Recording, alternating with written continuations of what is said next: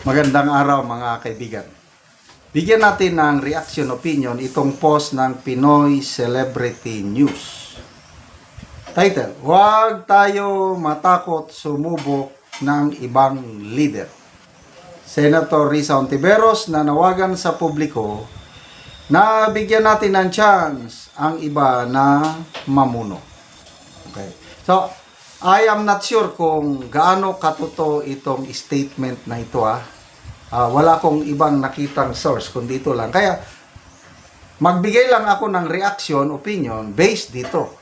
Kung hindi totoong statement ito ni Senator Risa, sorry na lang. Okay? Nanawagan si Senator Risa Hontiveros sa publiko na pag-isipan ang pagbibigay ng pagkakataon sa iba pang leader na mamuno sa bansa sa darating na halalan. Sa kanyang pahayag, hinikayat niya ang mga botante na suriing mabuti ang kanilang mga pagpipilian at huwag basta-basta bumoto batay lamang sa pangalan o popularidad. Ayon kay Hontiveros, mahalaga ang pagkakaroon ng sariwang pananaw at bagong liderato upang mas matugunan ang mga suliranin sa bansa. Para sa kanya, ang patuloy na pag-ikot ng kapangyarihan sa iilang personalidad ay hindi makakatulong kung hindi naman magkakaroon ng konkretong pagbabago sa sistema. Okay. So, granting na totoo. Ito yung exact word niya. Bigyan natin ng chance ang iba na mamuno. Senator Risa Hontiveros na nawagan sa publiko na huwag matakot sumubok ng ibang leader.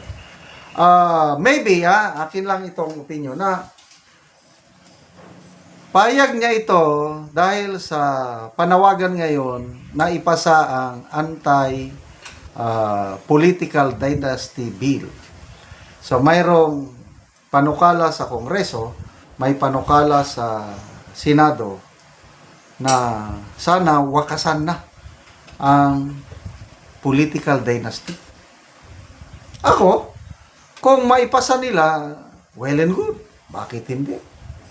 Kasi, kitang-kita naman talaga, may halos karamihan. Local and national positions. Halos iisang pamilya na lang. Ito, example ka lang Sa La Union, yung home province ko, mula nung bata ako, Ortega na ang namumuno sa La Union. Hanggang ngayon, Ortega pa rin.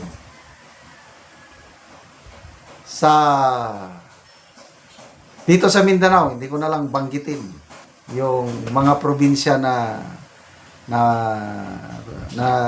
doon ako na destino. Sila lang din.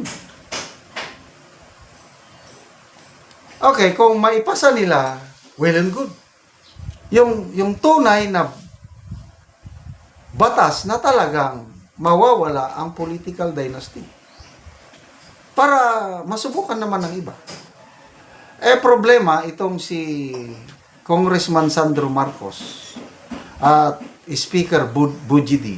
Nag-file sila ng anti-political dynasty bill. Kaya lang nakakatawa. Self-serving. Sabi ni Congressman Erese.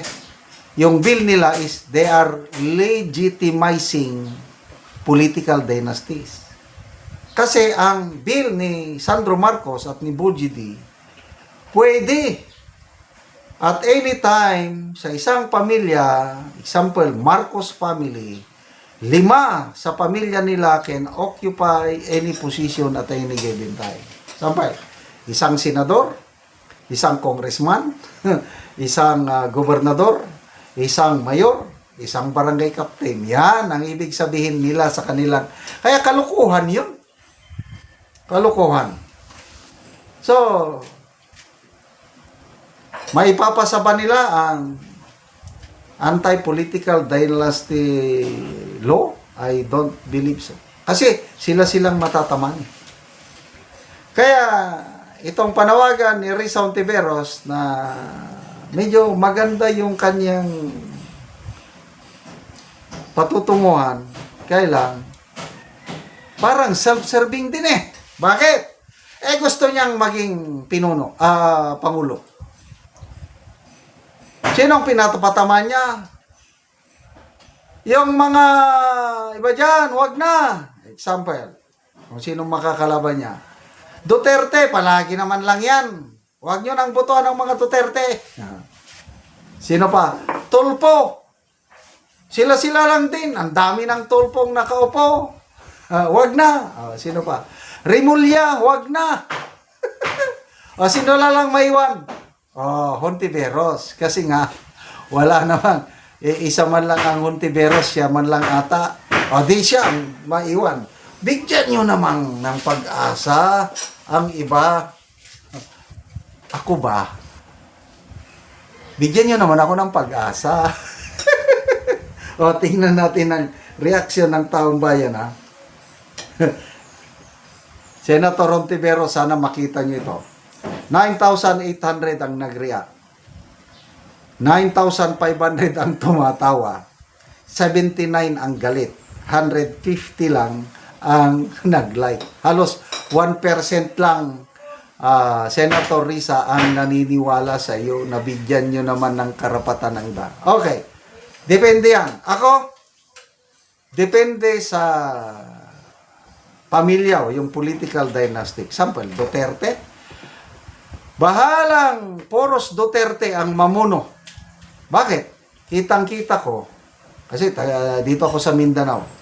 1985, nandito na kami, kaming pamilya hanggang ngayon. Kitang-kita namin ang asenso ng Davao City. Pagdating ko dito, 86 pala, nagsimula si Tatay Digong as OIC Mayor. Hanggang ngayon, pamilya na. Umasenso ang Davao dahil sa pamumuno ng Duterte. Kaya no problem para sa akin. Kaya kung makabalik ang isang Duterte sa Malacanang, well and good. Pagkatapos ni BP Sara, kung may another Duterte, basta lang granting na magandang performance ni BP Sara at Presidente, pagkatapos niyan, pwedeng baste, pwede. Ako, pwede. Example, China. Tinatawag na diktador. Dictatorship. Kailang mula nung umupo si President Xi, grabe ang pag-asenso ng China. Bahala ng diktador ang isang pangulo, basta umaasenso, umaangat ang buhay ng mga tao. Salamat mga kaibigan sa inyong pagsubaybay sa ating channel. Nakakatulong kayo ng malaki sa tribong Talanbig ng Bukidnon dahil ang income natin sa channel na ito is pantulong po sa tribo. Namimigay tayo ng libreng yero at pako para makapagpatayo sila ng mas maayos na tirahan. Panoorin nyo ang video na ito. Ang natagaan og sin.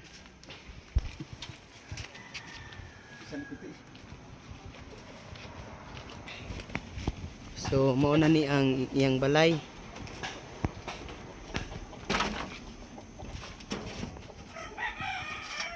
So mao na ni ang itsura sa balay sa ni Angkol sa tagaan mo og gero.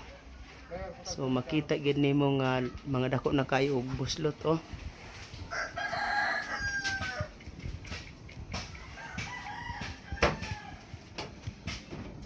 Mga dako na gid kayo og buslot.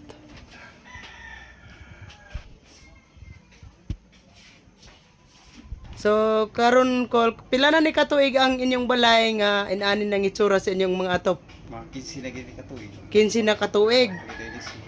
Oo. So ngano man sa kadugayon na nga 15 na katuig ug buslot na kain yung atop, wala gid mo nakapuli og atop. Mo lagi problema lagi, isip yan panginabuhi. Disod kayo ang panginabuhi. Oo, natay makuan na igor sa pamilya. Igor sa pamilya gyud. Tungod sa kalisod wala mo nakapalit og yero. Hindi gid makaya palito. Di makaya paliton. Bisan pa ang kuan unsa day imong trabaho Kol? Magkuan ra magsakom-sakom. Mag-umalang. Mais. Oo. So naa pa ka estudyante? Naa. Pila ka bukang yung estudyante? Tulo. So unsa na yung mga grade? Kay isa na eskwela ako sa college pero gobyerno lagi gyapon nang kuan kay di man ako makaya. Di na makaya gyud Oo. tungod sa kalisod. Ang isa grade 11 So lisod yun. Sa kwa. allowance. Sa allowance sa atong estudyante. Oo. Mm-mm. Ay dako kay salamat sa Ginoo ug labi na sad sa naghatag sa amo alisin nga maayuhan na gid amo ni among kuan. Yung balay. Among balay. Oo. So salamat ka. Salamat Oo, kayo. salamat Salamat kayo. sa Ginoo.